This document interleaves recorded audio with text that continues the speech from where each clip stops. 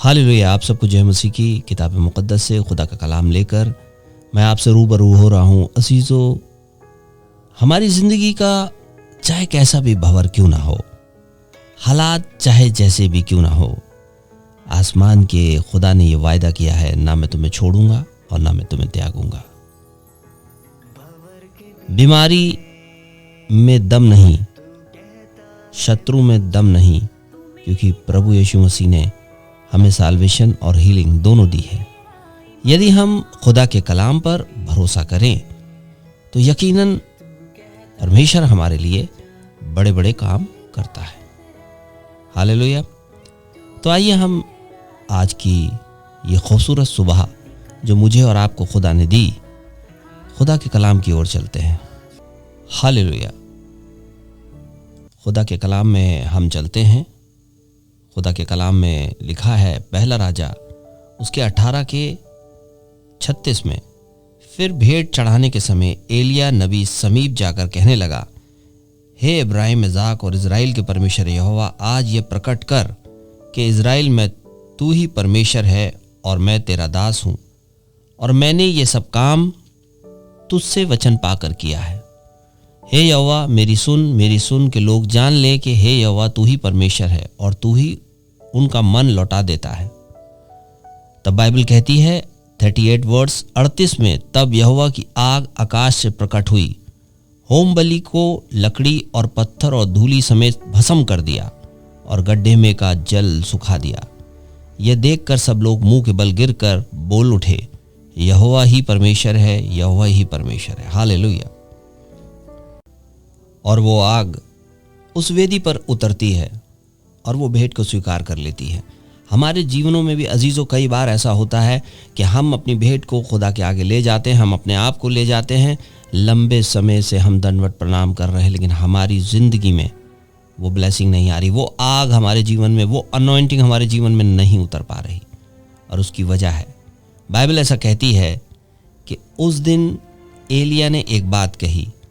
पहले राजाओं 18 के 36 में, फर्स्ट किंग 18:36 में यह लिखा है, 36 वर्ष में, भेंट चढ़ाने के समय एलिया नबी समीप जाकर कहने लगा, हे इब्राहिम, इज़ाक और इज़राइल के परमेश्वर यहोवा, आज प्रकट कर कि इज़राइल में तू ही परमेश्वर है और मैं तेरा दास हूँ, और मैंने ये सब काम तुझसे वचन पा के किया।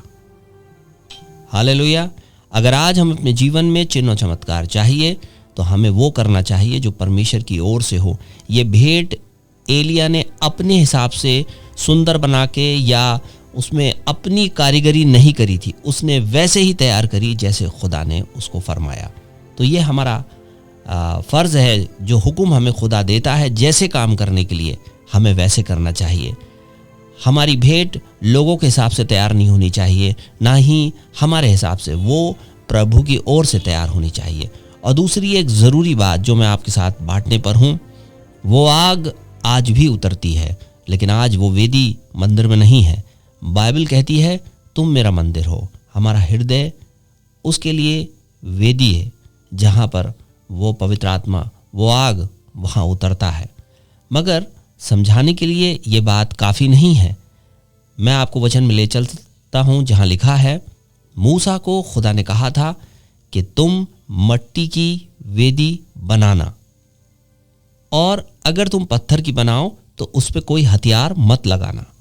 अजीज़ों, मैं ये कहना चाहता हूँ कि पत्थर की वेदी बनाने पर हथियार लगाना इसलिए मना था क्योंकि परमेश्वर का वचन एक पत्थर की चट्टान के समान है, उसमें मिलावट नहीं की जा सकती। तो ये हुक्म इसलिए ठहराया गया था। और मट्टी की वेदी का जो मतलब था, वो मतलब आज हमें समझना होगा, क्योंकि बाइबल ऐसा कहती है, आग वेदी पे उतरा करती थी, बलि उस वेदी पे दी जाया करती थी, लेकिन अब वो बलि, क्योंकि परमेश्वर ने के पुत्र ने अपनी बलि को दे दिया, अपनी जान को बलिदान कर दिया और तीसरे दिन मुर्दों में से जी उठा। आज वो आग कहाँ उतरती है? आज वो आग मेरे और आपके ऊपर उतरती है, क्योंकि बाइबल कहती है कि पेंतकुस के दिन वो आग लोगों पर उतरी। क्यों उतरी? क्योंकि मैं और आप भी मट्टी के बने हैं। आदमहा का मतलब है मट्टी। आदम मट्टी से बना हुआ है, वो आग आज हमारे ऊपर उतरती है और ये ज़रूरी है कि हम उस ब्लेसिंग को अगर प्राप्त करना चाहते हैं तो बाइबल ऐसा कहती है उत्पत्ति जेनेसिस की किताब में कि आसमान के खुदा ने आदम को श्राप नहीं दिया था। वो जिसे आशीष देता है उसको श्राप नहीं देता। उसने भूमि को श्राप दिया था और कहा था आदम तेरे कारण ये भूमि श्रापित है। अब वो श्राप मट्टी पे पड़ा है। वो श्राप जो मट्टी पे पड़ा है वो उसको पूरा अधिकार है कि वो हमारी जिंदगी पे आ जाए, मगर उस मट्टी और उस श्राप के बीच में यीशु का सलीब आ गया। अगर हमारे उस श्राप के बीच में वो यीशु का सलीब लगा है तो वो श्राप का कोई अधिकार नहीं कि वो हमारे ऊपर आ सके, क्योंकि यीशु मसीह ने अपनी जान को दे दिया और वो श्राप अपने ऊपर ले लिया ताकि मैं और आप और हमारी औलादें सरफराज हों। तो आइए खुदा के आगे आए और उस सलीब को अपने जीवन में आगे रखें। जो भी तैयारी करें वो प्रभु के वचन के अनुसार तैयारी करें। हालेलुया। आप सबको जय मसीह की। आंखें बंद करिए, हम दुआ करते हैं। धन्यवाद प्रभु आज के इस सुंदर दिन के लिए, इस सुंदर सुबह के लिए। प्रभु आप हैं तो सब कुछ सुंदर है। आप अपनी दया, अपना अनुग्रह सब पे बनाए रहें प्रभु। जैसे मुर्गी अपने बच्चों को अपने पंखों के नीचे छुपा लेती है वैसे ही छुपा ले। आज हमारी जो भी ज़रूरत है प्रभु अपना अनुग्रह कर, अपनी दया कर प्रभु। जितने लोग इस प्रार्थना को सुन रहे हैं, अपने निवेदन रख रहे हैं प्रभु, आपसे विनती निवेदन करते हैं, आपके चरणों में लेके आते हैं प्रभु। आप उत्तर प्रदान करें। हमारे पास कोई लियाकत और कुव्वत नहीं, हमारी कोई सामर्थ नहीं, सारी सामर्थ आपकी है। आपसे विनती निवेदन करते हैं, अपना अनुग्रह करें। ओ हालेलुया। हम जानते हैं कि आप हमसे मोहब्बत करते हैं और आसमान से उत्तर देते हैं और अपने सिंहासन को छोड़कर अपने बच्चों के पास चले आते हैं।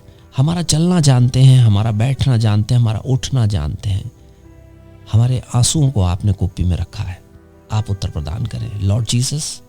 होने दे लोगों के हृदय बदल जाएं, लोगों के जीवन बदल जाएं। तेरे कलाम की सामर्थ से सब कुछ तेरे हाथ में देते हैं। यीशु मसीह के नाम में मांगते हैं, आमीन। अजीजों, आज की इस सुंदर सुबह के लिए मैं खुदा का शुक्र अदा करता हूं और फिर खुदा का कलाम लेकर आपसे रूबरू होऊंगा।